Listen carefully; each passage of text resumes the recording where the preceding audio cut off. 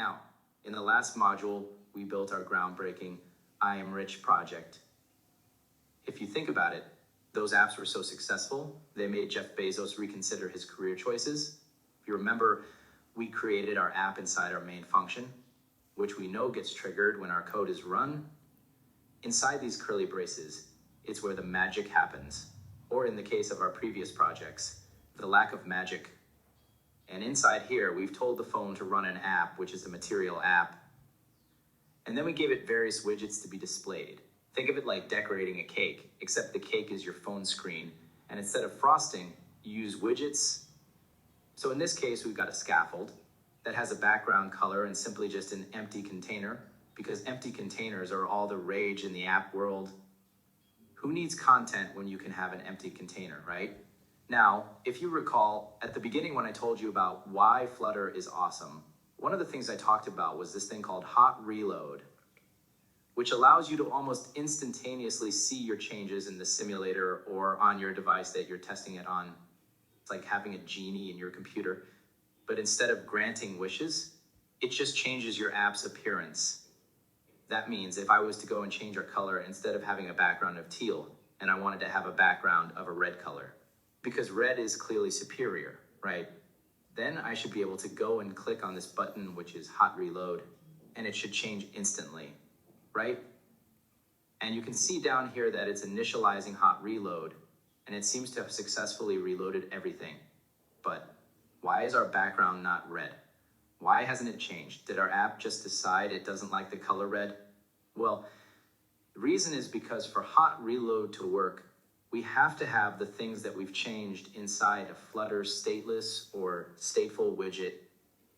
It's like a rule in the app world. No stateless or stateful widget, no hot reload for you. So let me show you what that looks like. In order to create a stateless widget, there's a really quick shortcut that Flutter gives us, which is if you type STLESS, so stateless, I guess for short, it will automatically create you a new stateless widget. It's like having a magic wand for creating widgets. So if we go ahead and hit enter, you can see it writes a whole bunch of code for us. And this is the boilerplate code for building a stateless widget. And then we get to give it a name. So let's call this stateless widget. I don't know, my app. Because calling it my app makes it sound like it's the most important app in the world, right? And instead of building our material app inside our run app project in the main function, we're gonna go ahead and take it out. So we're gonna highlight it up until we've got the comment where it says material app. And I'm gonna hit Command X to cut. And then I'm going to paste it here where it says return. So instead of returning a simple container, I'm gonna return an entire material app. And of course, we can't have a comma and a semicolon because that would be a comedy of errors, not coding. So I'm going to delete the comma. And instead of running that material app, including all of those things there, I'm simply going to say run app, and the app that we're going to run is my app. So you can see that this hasn't really changed our app at all. It's like changing your outfit and thinking you've become a different person. Same app, different packaging. All it's done is we've separated out the part where we build our material app into a separate widget. And this is a stateless widget. Now, what a stateless widget comes with is this method called build. And this method gets called whenever we create a new version of this widget. It's like the widget's version of new look, who dis. That means that if I go ahead and change this color from, what was it, teal to red, and I click on the hot reload button, then it will go and check to see what was the code that was changed most recently. Namely, teal became red. It will look to see where the closest build function is, and it will rerun it. It's like having a personal stylist for your app's appearance. Now that we've done this, let's go ahead and stop our app and run it again. So we're restarting it from fresh. It's like hitting the reset button on your app's fashion choices. And this means that our app is going to be created again using this stateless widget. Instead of simply just returning a material app, you can see right now our background has been changed to red, but this is not very interesting. It's like painting a room and saying, look, it's a whole new house. But we can do better than that. We always knew that we could stop our app and run our app and wait a million seconds for that to happen. But here's the cool thing. Now that we've got our material app inside a stateless widget, which has a build method, which can be called every time we make a change to one of the widgets inside this build method. It's like having your own personal Picasso on speed dial. So let's change that color from red to blue. This is the part of the code that will get marked as changed. And as soon as I click on this button for Flutter Hot Reload, you'll see that the changes move over almost instantaneously. It's like magic. It's so fast that if you blink, you might miss it. So don't blink. And it's because all the app is doing is, instead of compiling all of the code, linking everything together, figuring out where the app icons are, which platform it's being run on, it just calls this method again. And it rebuilds our material app with the scaffold with the changes. It's like having your cake and eating it too, but instead of cake, it's an app, and you can keep redecorating it. This is why it can be so fast. And remember that you don't actually have to click on this button. By default, Flutter's hot reload is hardwired to happen when you save your project. It's like having a live preview of your app while you're creating it. Just like a chef tastes the sauce while cooking, you see your app evolving as you code. So let's change the color again. Let's change it to white because we like to keep things fresh. And as soon as I hit Command S on Mac or Control S on Windows, and I save my project, it automatically runs hot reload. And we get all the content refreshed almost immediately. It's like hitting the refresh button on a web page. But for your app, which for anybody who's done any sort of mobile development with iOS, Android, Xamarin, whatever it may be, this is almost magical. It's like having a magic wand. And this means that you get fewer errors because you haven't waited for a whole day before you rerun your app. Let's face it, waiting for your code to compile feels like waiting for a sloth to finish a marathon. So we're going to be using the power of hot reload to massively reduce the amount of time for each development cycle. Imagine your development cycle being like a never-ending loop. You write code, you test code, you run it, you see what happens, you scratch your head, you change your code, you write more code, and the cycle repeats until your app is done. It's like a never-ending Netflix series, but with code instead of episodes. What Flutter allows us to do is to massively shorten the time for each of those cycles. Previously, when you saw me creating this floating action button, I created the button, I hit save, it updates. I changed the background color, I hit save, it updates. I added an icon to the button and I hit save, and it updates as well. It's like being a digital Picasso, constantly remixing your masterpiece. For every single line of code, when I'm creating the user interface, I'm just painting it onto my app and seeing the result in fractions of seconds. It's like being a wizard with a magic brush that turns code into reality. This means that you can really experiment with how you want the screen to look. Let's see, for example, if you want to move this thing to the left a bit, see how that looks, or change the color of that thing through all the rainbows of colors and see how that looks and see whether you like it. If not, change it. And then it updates in a fraction of a second. It's like redecorating your app's home on the fly.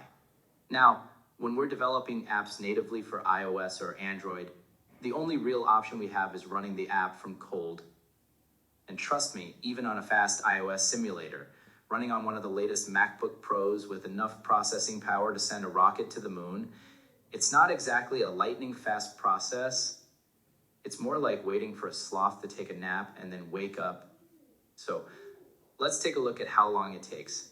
I'm stopping, I'm starting, and we're just watching that timer go. And you can see in the console that things are happening. It's like waiting for a rocket to launch. It's launching the code, it's starting the build, it's compiling our code, turning the human readable code that we've written into ones and zeros that the machine can actually understand. And then finally, it launches our app onto the simulator. And in total, I counted that took about 30 seconds to actually show up on the screen. It's like waiting for a snail to finish a marathon. Now, let's consider if instead we were creating a Flutter app, and we now have access to our hot reload. Now the same thing, changing a color. Instead of hitting run, I'm going to hit hot reload, and it's a matter of seconds. It took 5 seconds for that app bar background to change. It's like clicking your heels and instantly being in a new world. And the beauty of this is that it doesn't even lose the state of the app. So all of the things that you've done for testing, say if I've changed the number of donuts eaten in the app, it's reading as 10, but I decide to change the background color of the app bar to red, and I hit hot reload. Almost instantaneously, my background color changes, but the rest of the data that I inputted hasn't reset itself. It's like magic, but without the disappearing act, which means that if you're testing something like a form, or you're testing something where you don't want to lose the data that you've used to test the app, but you wanted to make some sort of UI change, then hot reload won't lose that data for you. It's like being a magician who never drops the rabbit from the hat. Now, what is this button that's next to the hot reload button? This little green one. Well, this is something that comes with Flutter as well, and it's called a hot restart. It's like hitting the reset button for your app state. What this does is that it does, in fact, reset the state of your app.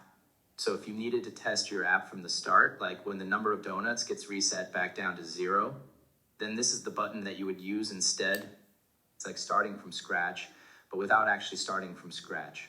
So I'm changing the background color, and then I'm pressing hot restart instead of hot reload. And you can see that in the console, it's doing exactly that. It's like a software reboot. Now, it still doesn't take as long as actually starting the app from cold when you stop it and run it again.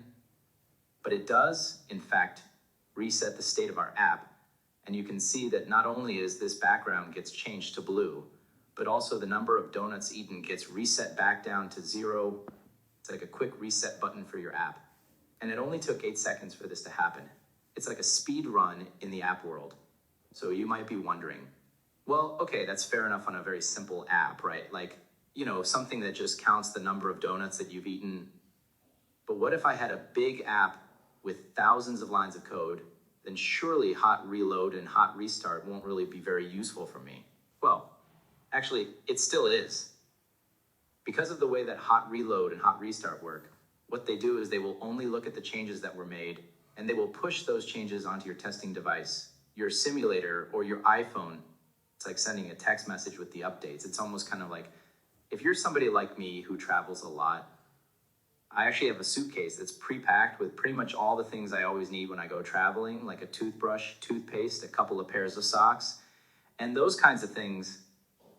And depending on where I go, I might add a few things or move a few things. Say if I'm going somewhere that's quite warm, I might add a pair of sunglasses. It's like packing only the essentials.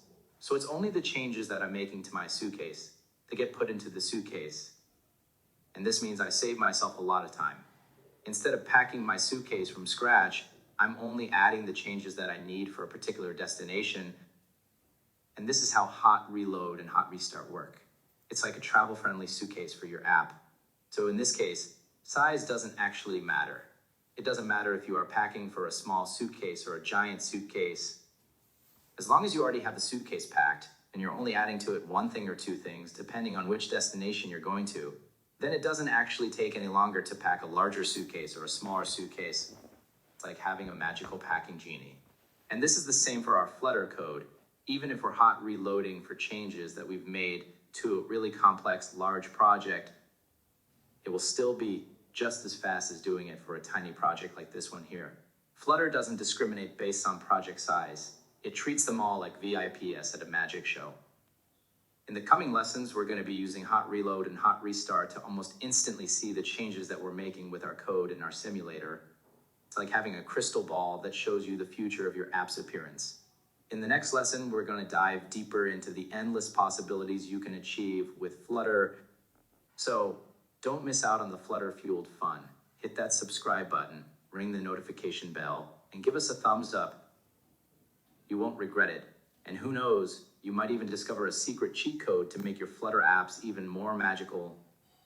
Thanks for tuning in, and we'll see you in the next lesson where the Flutter adventure continues.